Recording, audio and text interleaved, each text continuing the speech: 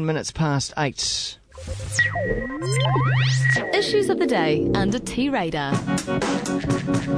He has issues. He's always got issues on a Tuesday at this time.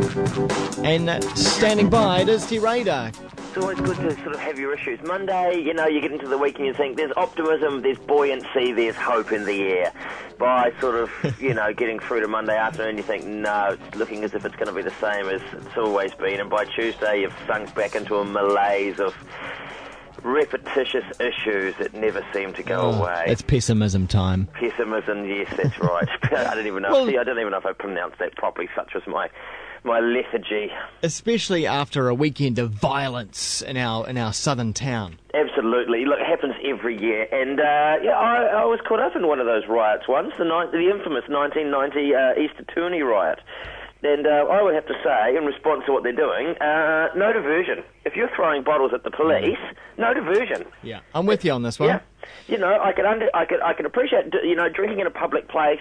Yeah, because they've at some stage in the medium past have designated a no sort of drinking on the street thing in Castle Street, which is like saying no sex in a brothel. It's what Castle Street is for. But what about this term? Because we're calling it a riot, right? But a riot insinuates that there was a purpose. There's some kind of strife. They're trying to get equal pay or something. But yes, no, this was just a frenzy. And to be fair, I suspect there are probably some non-university folk who go there to have a good, because it's a good. If you want to have a crack at the police from the safety of a massed crowd, nothing better than to get amongst a few drunken students and start lobbing some bottles. But, and it never ceased, even when I was there, it never ceased to disgust me. You'd get up in the morning and there'd be broken glass and stuff everywhere, and you'd think, come on, this is where we live, this is where other people live. Is there any really need to smash glass? And it's all fun. And for a long time, I think, students were getting away with it because they went, we'll get diversion because we're university students. Well, you don't have a special place in life. No. I was pondering before 8 o'clock with a previous correspondent, and I just touched on whether or not this could be a bit of prejudice going on here, but I'm thinking that a lot of these students come from the provinces. They quite probably do, I suspect. Probably come from very nice middle-class families. And from the farms? From the farm. Well, it's hard to know where they come from now, but I suspect you're probably right. Or they're doing their commerce degrees or their phys ed degrees or whatever it is else they do down there. And I think a line needs to be drawn in the sand. I think, the Under 500 is probably no doubt a great deal of fun and people will remember it for years to come having participated in it. But a few bad eggs, a few bad apples rot the basket. And I think, a couple of years of cracking down on people and prosecuting them to the full extent of the law and indeed expelling them from university might tame them. Because the mayor was saying if a few careers get ruined out of this, and so be it. Do you think he's right in saying that? Sure, it's pretty full on. But at that age, 18 generally, you're old enough to drink, you're old enough to vote, you're old enough to get married, to fight in the army. Take a bit of responsibility for yourself. If you were to do that outside of a university situation, yeah, it's true. Just because you're at university does not grant you a special privilege.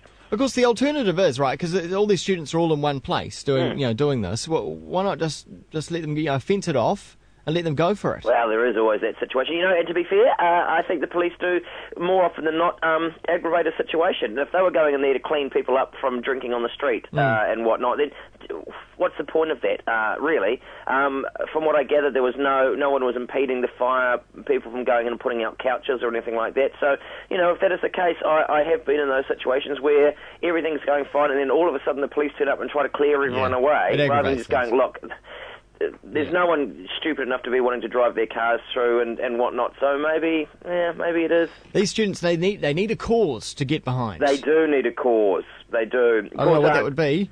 My favourite cause of the week, revitalising the Labour Party. They had their conference, and from the moment that I saw the first news item on it over the weekend, I had it in Rotorua, I went, oh God, this is going to be a debacle. Phil Goff attempting to take himself out of the realm of a career politician in the minds of people, to build himself up as a man with interests and foibles. He did the classic, the terrible, rode the motorcycle into the conference. Oh boy, I didn't know he did that. What was he riding? I think it was a Triumph. Yes, because of course he said, he was a motorcycle rider. He had owned some motorcycles in the past. But of course, as has been mentioned by many bloggers and commentators in the last couple of days, who was the last politician to ride a motorcycle into their conference? It was Winston. Was it Winston? It was. Oh, it was Winston. I was thinking that church leader. What's his name? Tamaki. Oh, Tamaki. Yes, he was a beauty for it, and that's the sort of level that it is at in many ways. There's just something about it that's so wrong on so many levels. Yeah. What's wrong with it? For God's sake. Doesn't make you seem hip or cool. It just makes you seem a little bit like a nerd. Yeah, unfortunately. And unfortunately for Labour, he did issue a sort of apology, but even that was a bit apology. Sort of, but why?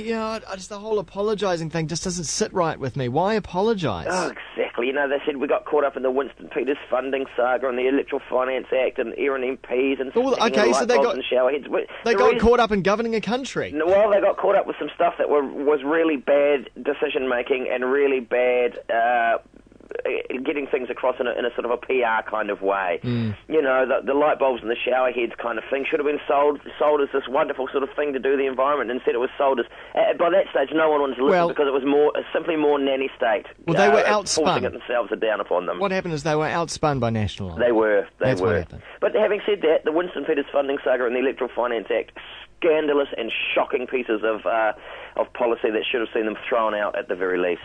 Nonetheless, there they were, and of course, the only thing that came out of the conference that anyone's talking about, free condoms. Yeah. What? Who was giving out free condoms? They want to instigate taxpayer-funded condoms at supermarkets, dairies and service stations. That's the big thing that came out of their little focus group meeting. That's going to get the Conservatives on side, isn't it? Yes. Let's go back down south again, because news coming through that they're also not only they like rioting down there, but they're also very lucky. Look, a good place to go to if you're thinking of wanting to get a scratchy. Southland apparently the luckiest place when it comes to scratching instant Kiwi big prizes. Really?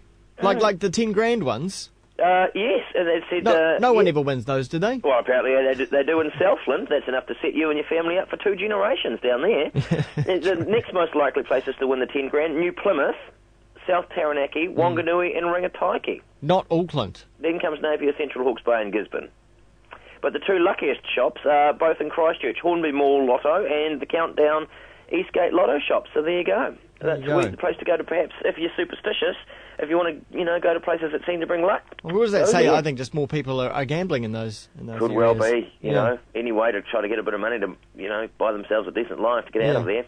I tell you what, yes? I tell you what, it's a great shame, but it's also kind of comforting to know that there is no man-eating birds out there. Not anymore. Look, there was always particularly a Ngaitahu legend about a giant man-eating bird, and I'd been familiar with this for quite some years. I think it was called...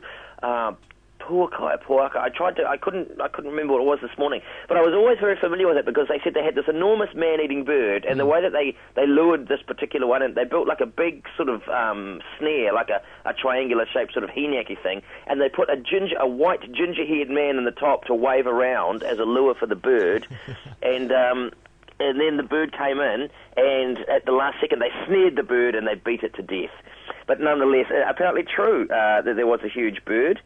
It's I think some Korean scientists, the Haast seagull, and it was so big it would attack mowers and men.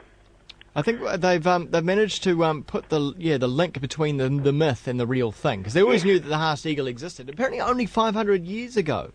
Yes, not so long ago at all. Then, of course, obviously died out because its food source disappeared. The moa. The moa and men obviously became a bit too clever. But imagine that.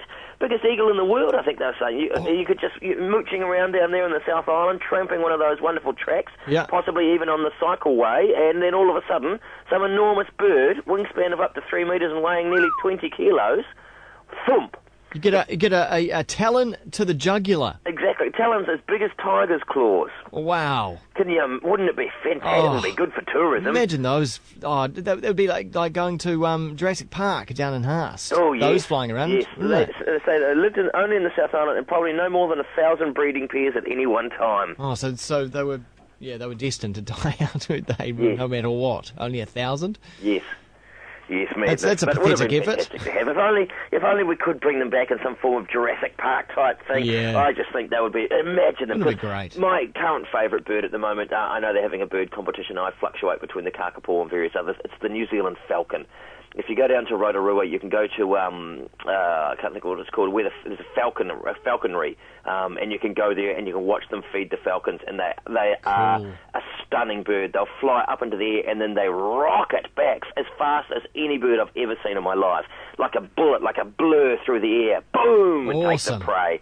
Fantastic. Now, and they got those things fighting other birds on wineries? Yes, down in Blenheim. Yeah. Yes, and people are complaining because, they say that the falcons are attacking the sort of pet pigeons and things, but it's like, oh, well, that's what falcons do. That's right. And I would rather have my pet pigeon attacked by the majestic falcon than taken by a stoat. Or shot by a kid with a slug gun. On that note, we'll speak again. T-Radar, see ya. See ya.